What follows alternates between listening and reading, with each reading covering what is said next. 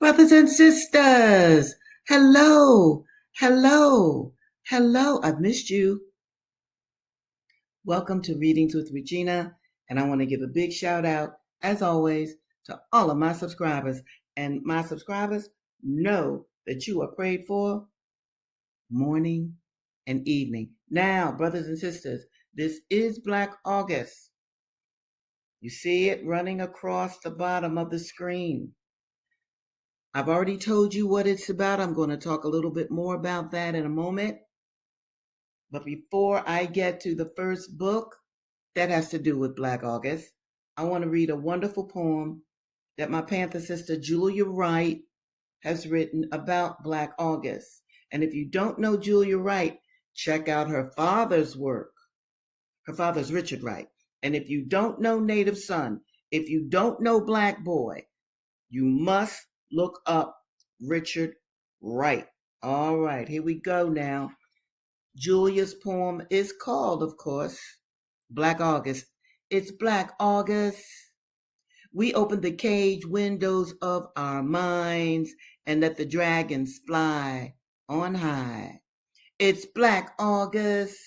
We mark our calendars with the blood red ink of the slaying of ancestors, now whispering at our side. It's Black August. The understanding there can be no love without rage rises like a sun. It's Black August. We seize Black agency because yesterday the time was already now. And you know what I love? I love her blending of yesterday with now.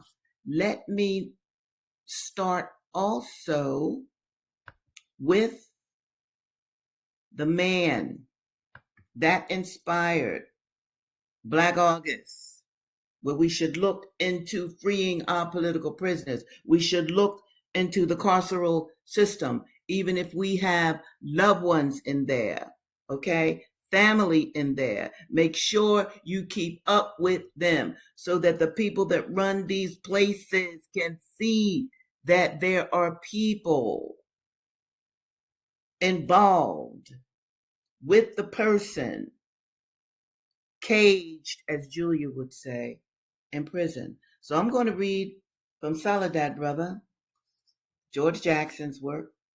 Now, you've got to get this book. I know I keep saying that, but you must. Now, check this out. This is what George Jackson wrote to his little brother, Jonathan Jackson. You got to know their story. December 1969, December 21st. George writes, Dear John, Marcia is a sweet, sensitive sister. I want you to see her and represent me in my absence. You know what that means. Show no weakness of any kind. Present the strong, unapproachable, serious, intellectual, big brother side of your character. The new Black man in his highest revolutionary form. You know, look out for her. Try to stabilize her. She is confused. She is the sister of one of my best friends, so bust your heart for her. If she has personal enemies, smash them. Call her in the evening and read to her from Mao or Fanon. George. Now, check it, Lord. Do you see how strong this brother was? See, that's one of the reasons that they assassinated him. Do you understand that? Do you understand that he was raising his little brother, teaching him how to be a man from prison? And notice that he told his little brother Jonathan, to read to this particular sister that he wants to protect. And all you sisters out there listening to me right now, can you imagine how strong, how you would feel if you knew that there were brothers who had your back? Okay, now I'm going to switch to a current political prisoner. I want you to check him out. He used to be H. Rap Brown. He is now he's now Imam Jamil Al Amin. His book is Revolution by the Book. And I'm going to read a passage from his work. I want you to know him. He should not be in prison. He is in his 80s. That's how cruel this country is. Since he was H. Rap Brown, they followed him throughout his life. And when they were able to pin something on him, they did. Free Imam Jamil Al Amin. Now, this is what he writes in Revolution by the Book.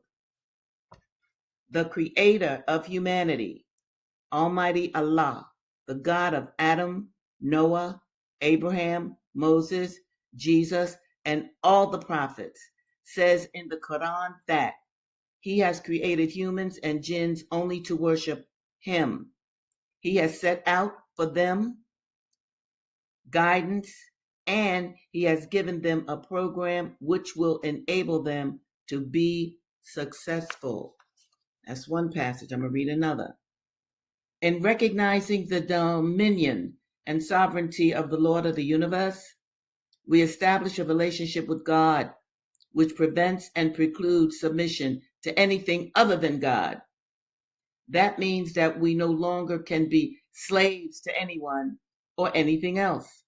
It means that we, as servants of the ruler of mankind, cannot worship any man-made reality. And I just want to emphasize this because many young people today, you have made singing stars, your idols, singing stars, your God, your God. Don't do that. Don't do that. Please don't do that. And I'm going to say this again because it's important. The reason that I created Readings with Regina is because I have found out from my research that reading to someone or being read to enhances the brain. And by the way, people, all American young students, all American young people have gotten a little dumber in the last 30 or 40 years. A little too much media watching, getting caught up in media arguments. There's only one creator who sent us here. Now that creator may have emissaries, that's cool. But understand that you are part of God. And you're supposed to be doing some great things on this earth. And understand this, especially Black people. This is not a country that has ever loved you. I'm proving that in my readings. So I'm going to pick up Dessa Rose. And this is Rufo talking to Nathan. You all said she's talking about Dessa, was from Charleston. She still felt a sense of satisfaction in having at least exposed that fabrication. He shrugged.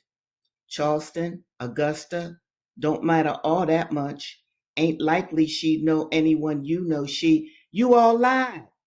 Yes, missus, he admitted without a trace of guilt. And we didn't mean you no harm. Dessa been through a hard time. And if stretching the truth a little get her a spot of rest, he shrugged his shoulders and spread his hands, palm up. As though that explained it all, she thought indignantly. She turned away fuming. Wait, he said, touching her arm suddenly, lightly, and withdrew his hand as quickly. He rubbed it slowly along his pant leg, looking at a point just over her shoulder. Nathan says, I seen her when she came out that sweat box they put her in. Know what that is, missus? It's a closed box they put willful darkies in, built so you can't lie down in it or sit or stand in it.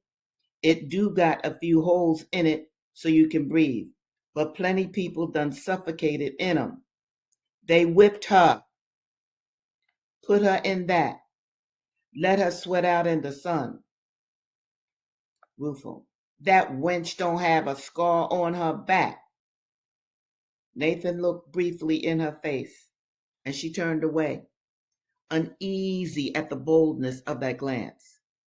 Nathan says, they lashed her about the hips and legs, branded her along the insides of her thighs. Please think on that.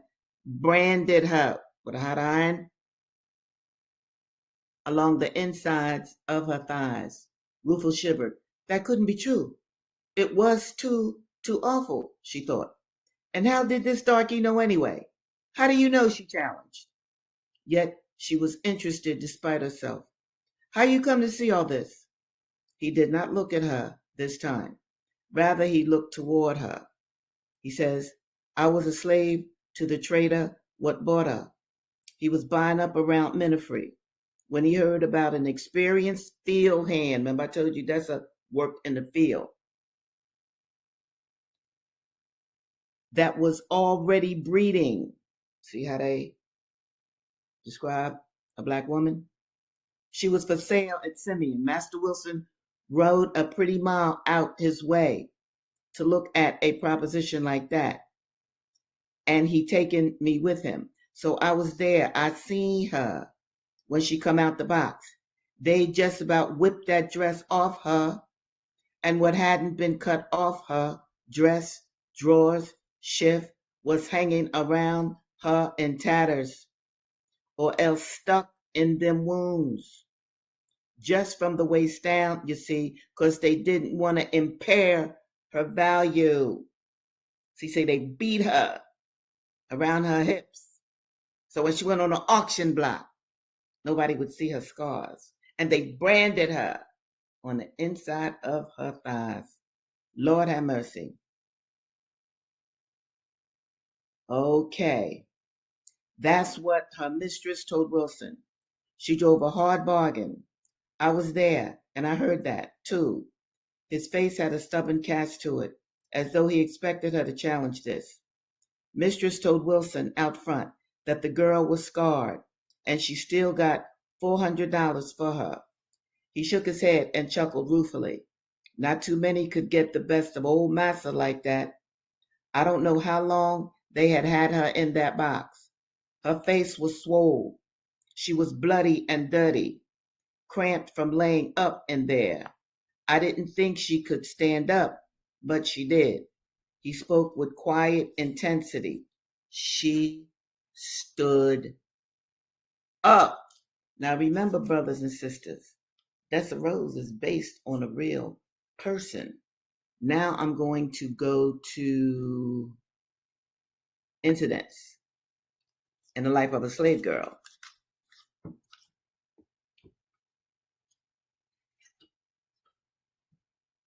By Harriet Jacobs.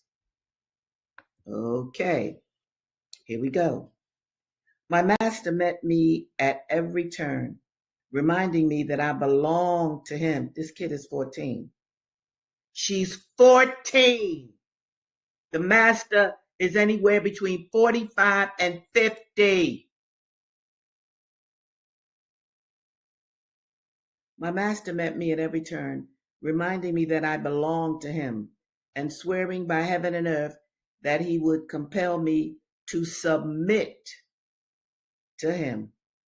If I went out for a breath of fresh air after a day of unwearied toil, his footsteps dogged me.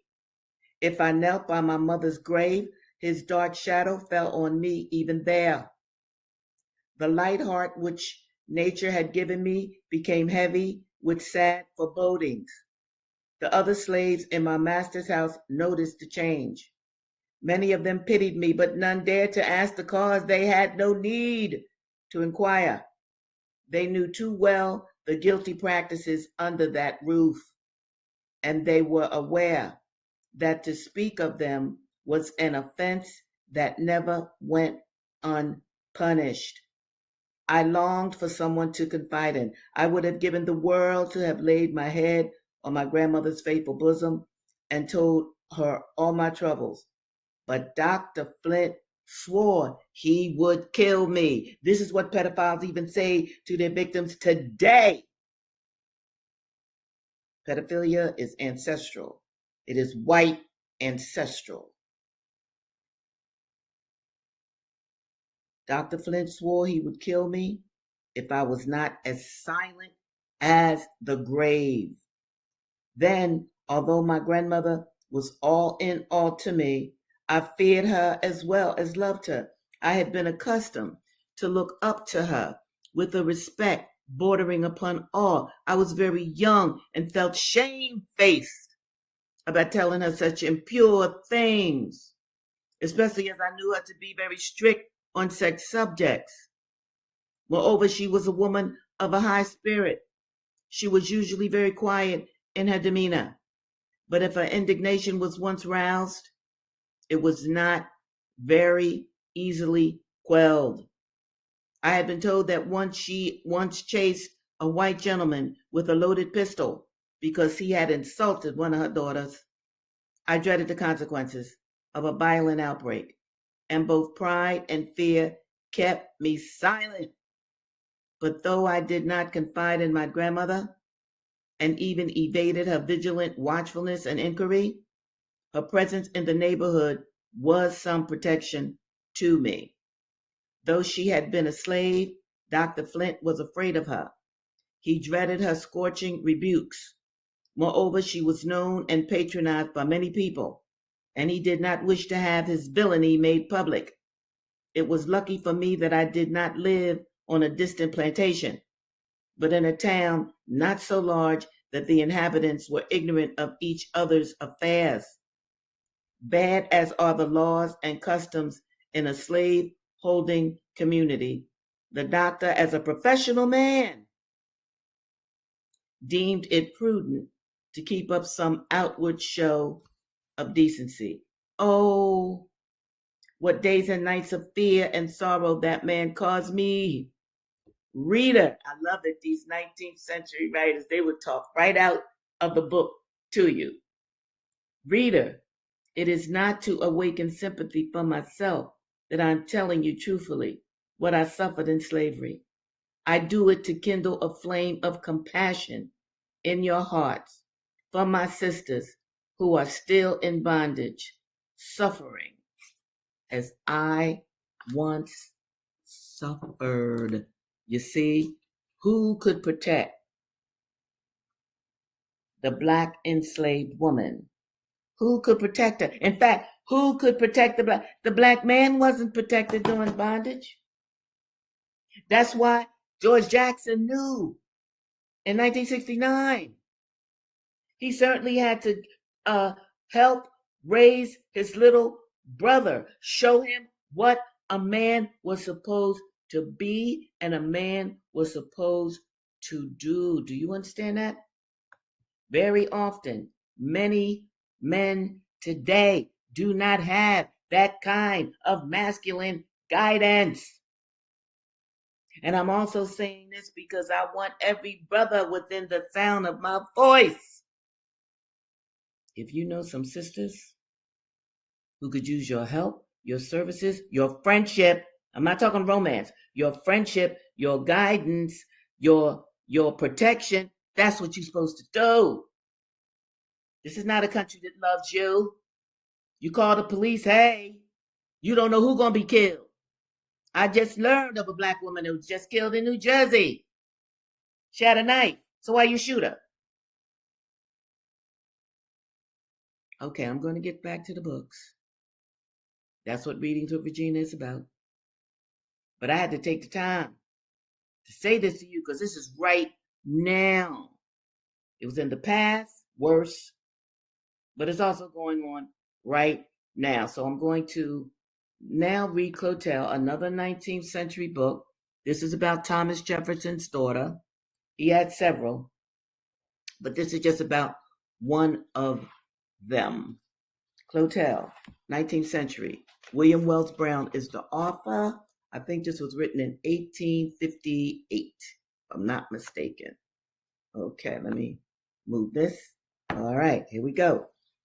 This chapter is called The Slave Market. It starts off with a poem.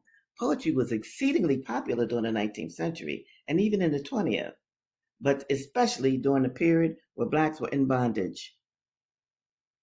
What mothers from their children riven? What God's own image bought and sold. I love that. God's own image. We're all made in the image of God, but we were bought and sold. Americans to market driven and bartered as the brute for gold. This is by Whittier. All right. I'm going to the book now. The slave trader Walker, on his arrival in New Orleans, took up his quarters at this slave pen with his gang of human cattle. And the morning after, at 10 o'clock, they were exhibited for sale. There, first of all, was the beautiful Althesa, whose pale countenance and dejected look told how many sad hours she had passed since parting with her mother at Natchez. There was a poor woman there too, who had been separated from her husband and 5 children.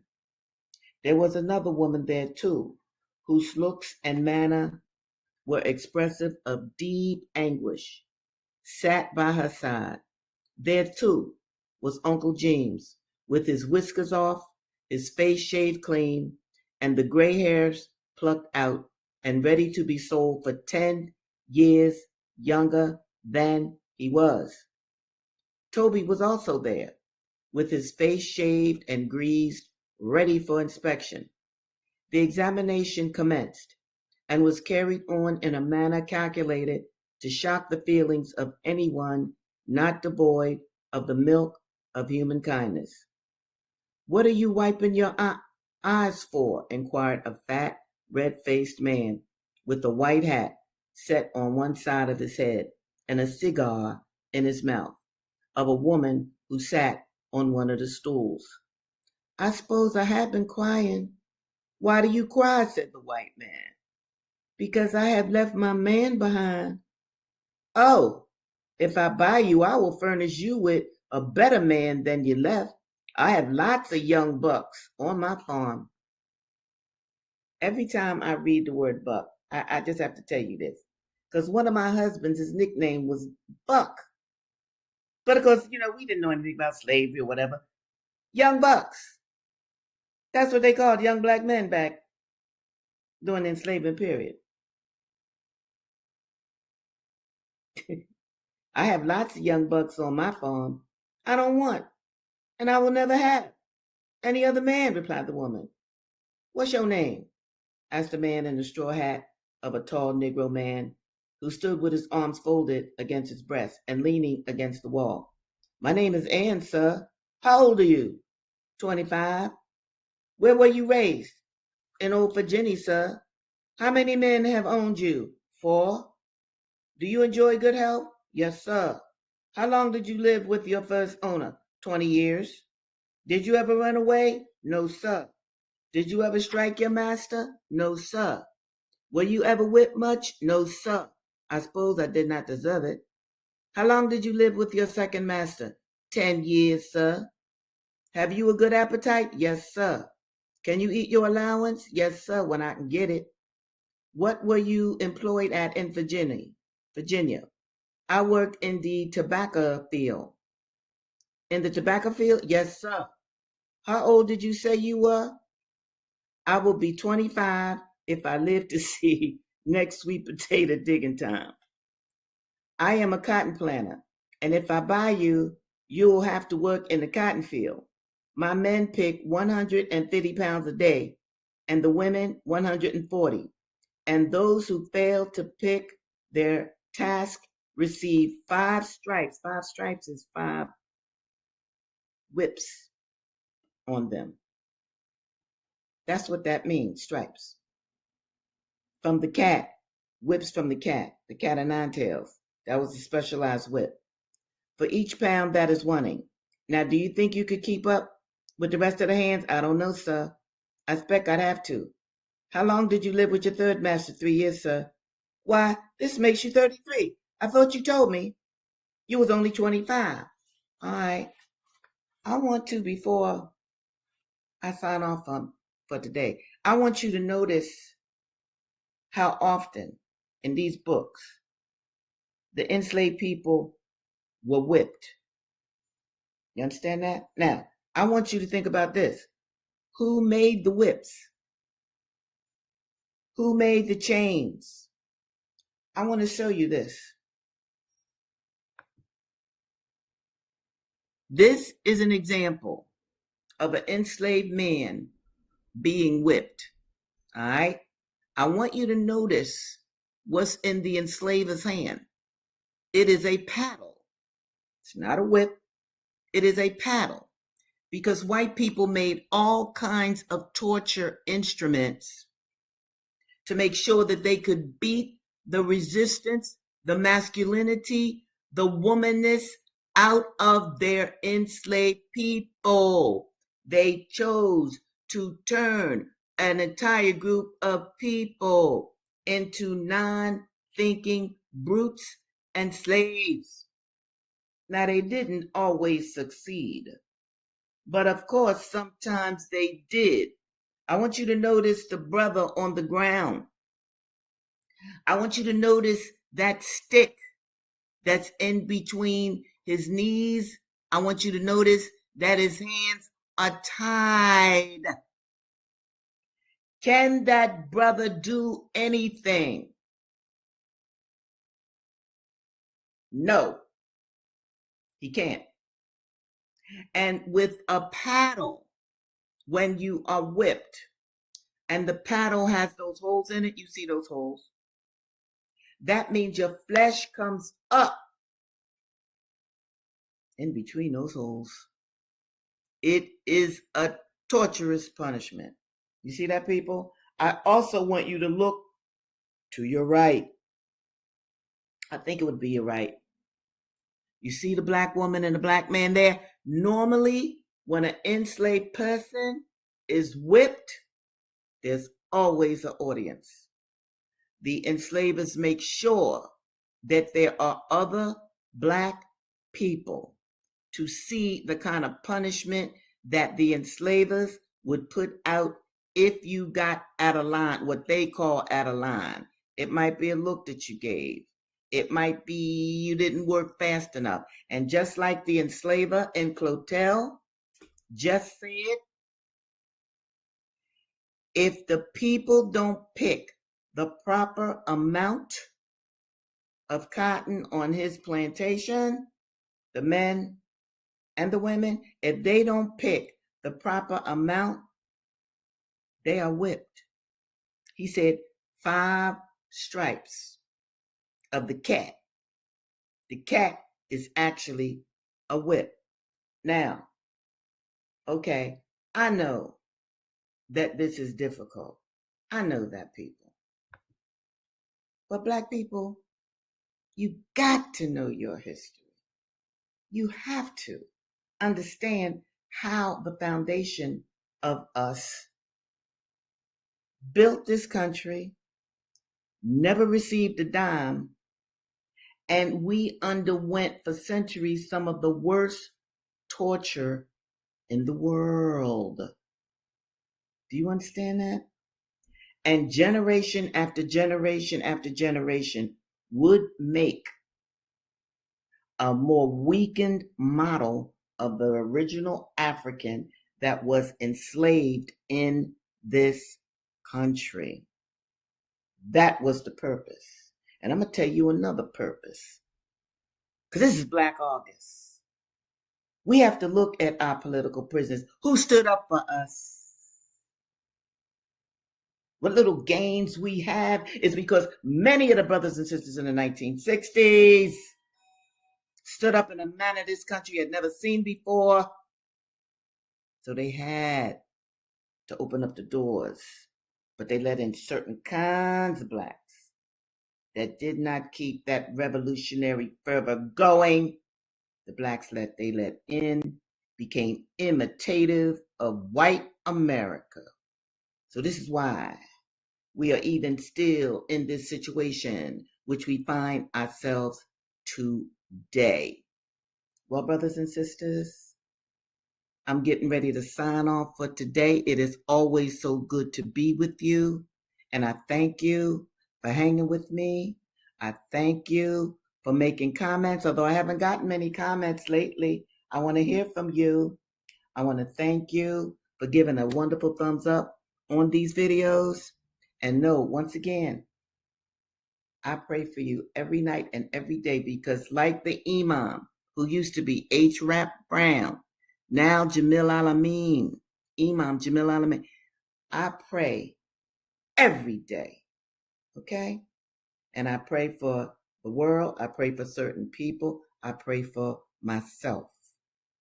I encourage you to do that too. I also encourage you to reach out to other Black people who need your help. All right. And I want you also to always remember that you were put on this earth for a reason and that you are living through a genocide that we could see. We couldn't see the Native American genocide, but we certainly can see Gaza. Remember that. Don't turn away from that. Do all that you can to alleviate that. All right, brothers and sisters, I love you dearly, and I will see you next week.